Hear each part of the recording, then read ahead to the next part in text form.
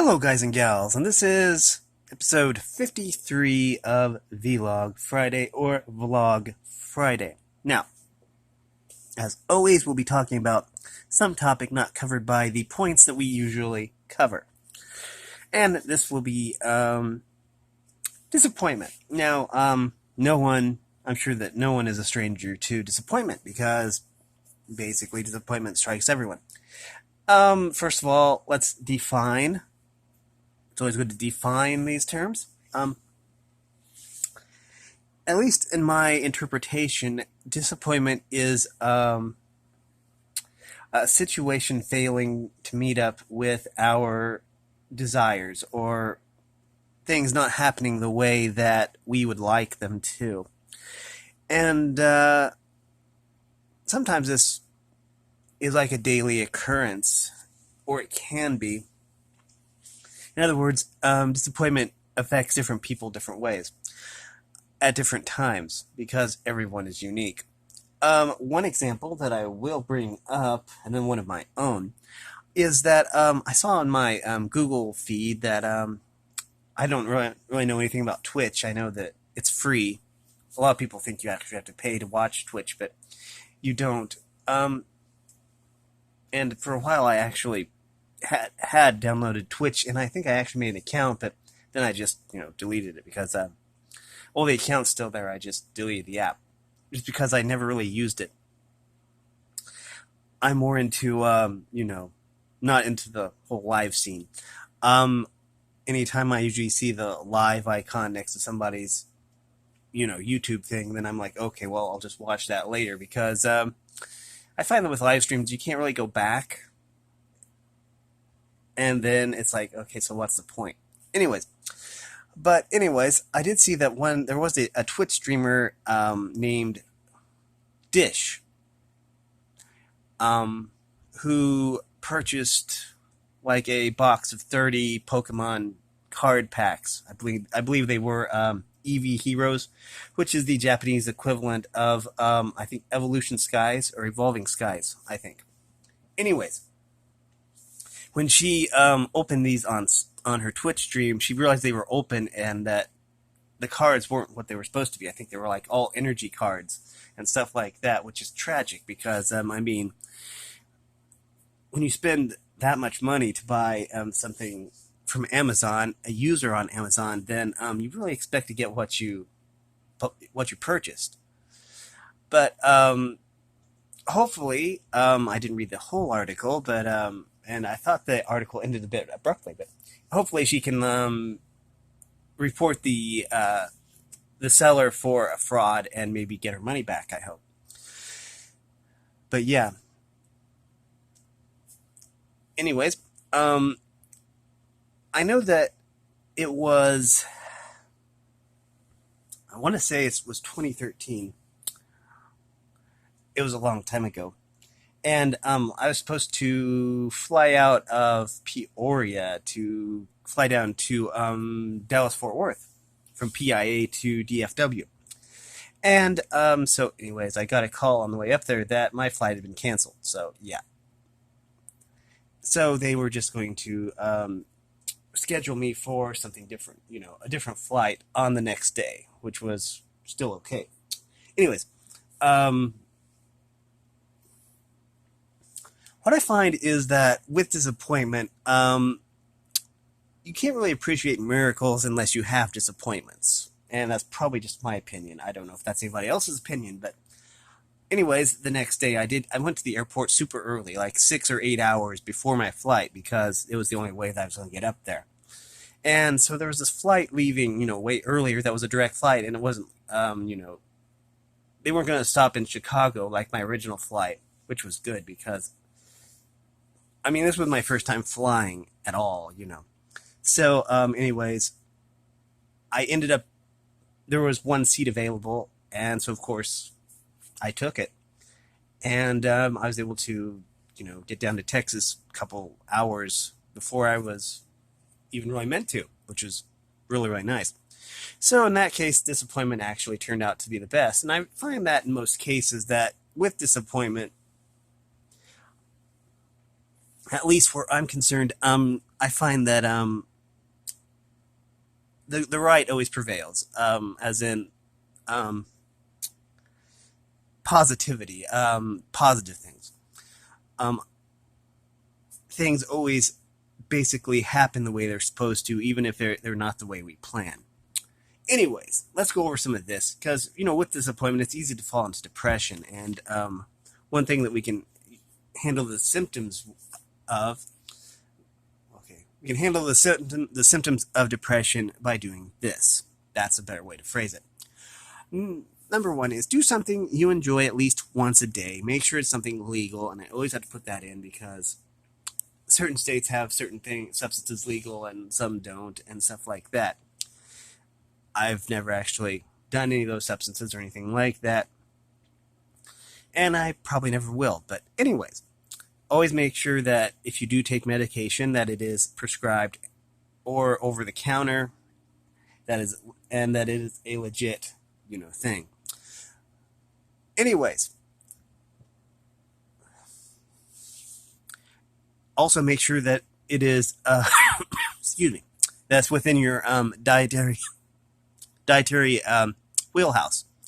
You don't want to be affecting your health by maybe by dealing with symptoms of depression or stuff like that. You want to make sure that you do healthy things and make healthy decisions.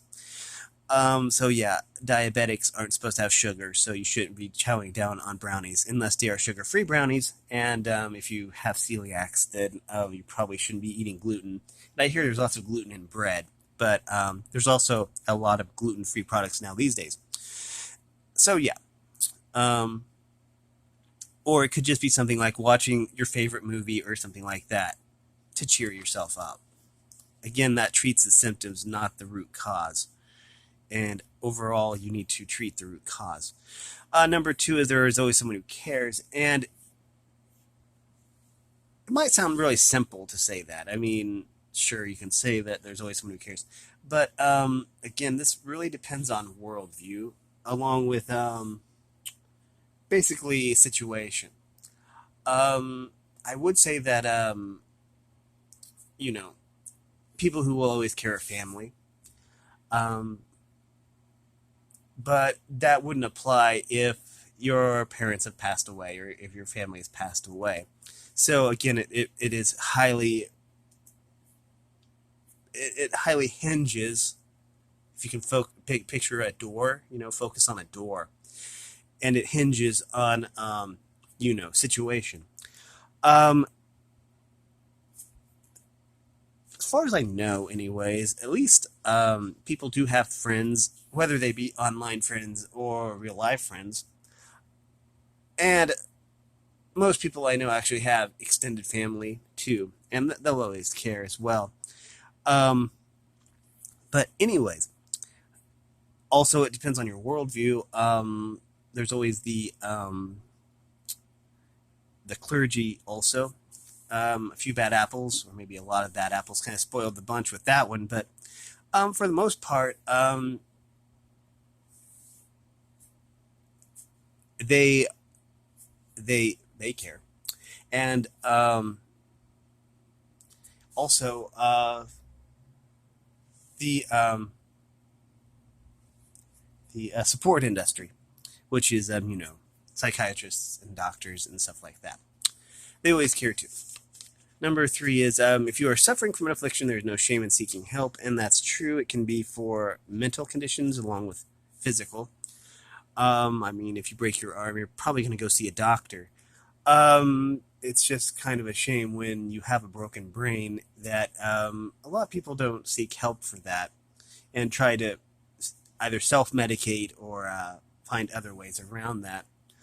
There are some conditions like depression that can be treated without medication, and I admire people who can, who can do that, who can cope. But there are some mental conditions like paranoid schizophrenia and bipolar where you basically have to have medication just in order to cope from day to day. And there is no shame in seeking help because what people are realizing is that people don't really have control over that. So, I mean, it's kind of redundant to blame someone for something that they have no control over whatsoever. It's like blaming someone who has cerebral palsy for shaking all the time or screaming, or someone who has Tourette's syndrome for yelling obscenities. It's something they don't have any control over. Number four is no matter how bad things get, there's always hope. And again, hope is kind of, well, happiness can be situational. Like if you get cut off in traffic, then it might ruin your day, or if I don't know, you get a bad diagnosis from a doctor, that can really maybe even ruin your life. But with hope, you kind of have an underpinning. It's like kind of like being on a well-built bridge, a suspension bridge maybe, and that way when all those situations happen, we can picture them like an earthquake. And while that bridge might sway back and forth, it isn't going to fall down, especially if the underpinnings are really, really if the support structures underneath are really, really strong. And in a way, that's hope. It's building a bridge beneath us that can basically weather any storm. And so always try and hold on to that hope and don't let it go. Number five. On another note, I used to know someone who had cerebral palsy named Hope. So there's that. And I often wonder what happened to her. Anyways, social tags and labels are pointless. People are people. This is really important too because sometimes we have preconceived notions and maybe some certain prejudices against certain people, and we can forget in that moment that people are people, that deep down everyone is basically flesh, blood, bones, tendons, and most importantly, a soul. Granted, sometimes people forget the soul because it isn't something that's visible. It isn't like a mole on the skin or like, you know, fingerprints or anything. Um, with tags and labels, I think that we sometimes try to put people into a box they don't fit in, and I'm talking about a metaphoric box because you really shouldn't put people into boxes because I'm pretty sure that's probably illegal and violates their rights or something. But anyways, um, what I mean is sometimes we tend to just say, oh, well, he's a certain way. Let's put him into this box and under this tag. And you kind of, by isolating people like that, you miss out. And that's kind of sad. Actually, that's really sad. Number six is we're going to focus on individuality. Be yourself. There'll never be another you. And that's a big one right there. Um, I remember growing up, there was like a counterculture that was like, about imitation. I'm I think there was actually a Marilyn Manson song, something about that, something about being an imitation or something like that. I don't even remember what the lyrics are. Um, I'm just a copy of an imitation or something like that. But there was really a culture back then of people trying to fit in, and it's good to fit in. Don't get me wrong, but you should never change your change who you are just to fit in, because people like you just as well if you are yourself. And all the the most popular people on YouTube embrace who they are, and it really it shows. I mean, you can tell when someone is trying to put on airs or trying to be someone else. And so yeah, you should always be yourself because who you are is amazing. And number seven, always think positive thoughts, and it is easy to fall into. I mean, you don't want to be completely oblivious to the world around you. I mean, it's good to acknowledge when things go wrong. Like I say, there's disappointments, and it's good to acknowledge those. And you shouldn't probably be happy all the time because that can basically lead to, I don't know, a complex or something called toxic positivity or something like that. But overall, it's always good to see the bright side in things. And that's kind of what I'm trying to point out here. Um, in my case, with the whole airport thing, I basically, it was a learning experience. I mean, my very first flight was canceled, and I had to, navigate. I wasn't alone in navigating it, though, because a friend of mine was helping me because she knew what was going on, even though I didn't. So she was able to help me. And then when I actually got to Texas, I couldn't find a way out of the airport because it was under so much construction, which is kind of funny because I had my phone, on, talking to her, trying like, how do I get out of here? How do I get out of here? Because all the doors out were broken, or they were working on the airport. And if you're from Texas, then you basically know the airport is always undergoing construction, just like the roads. But finally, after like 10 or 15 minutes, I finally found a door outside. Um, she later told me that while she was waiting, a camera crew actually came in and they were interviewing people there or something about the construction and all the delays with the flights and stuff like that. But overall, it's an experience I'll never forget, and I think of it fondly. I mean, granted, at the time it was a stressful thing, but and initially it was a disappointment because I didn't get on my original flight. But overall, it was a happy memory it was a happy memory.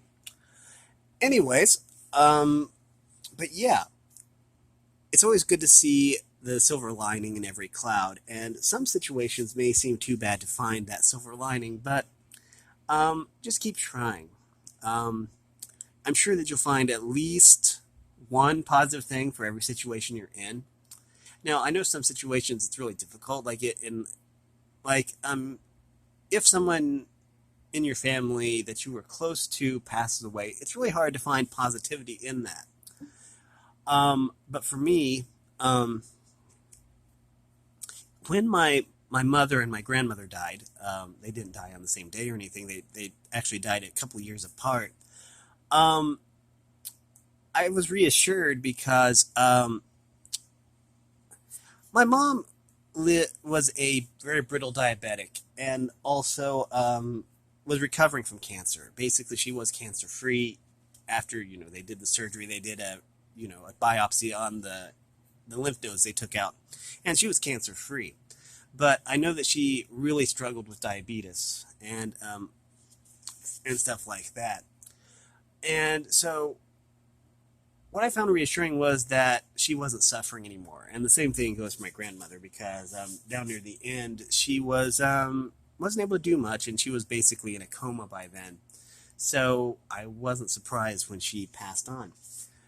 And my reassurance was that she wasn't suffering anymore. And that's basically